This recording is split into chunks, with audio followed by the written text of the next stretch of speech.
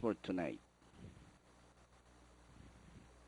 And the race is on. Matadora Doctrine rushing up. Red Indy, Ikaw, Banyaw, Danori inside, Sabuhin. And racing on the outside, Shine again in between runners, Blue Phoenix. Alongside is Mr. Jason Arrowhead. Entry number 5, Boardwalks running at the tail of the field. And nearing the far turn, Matadora, followed by Red Indy, Ikaw. Banyaw is running by the road third. As they race the last 500, Matadora by about 3 lengths. Red Indy, Ikaw, Banyaw, Doctrine racing on the outside, racing towards the final turn. And into the exciting and long Santana stretch run with Matadora.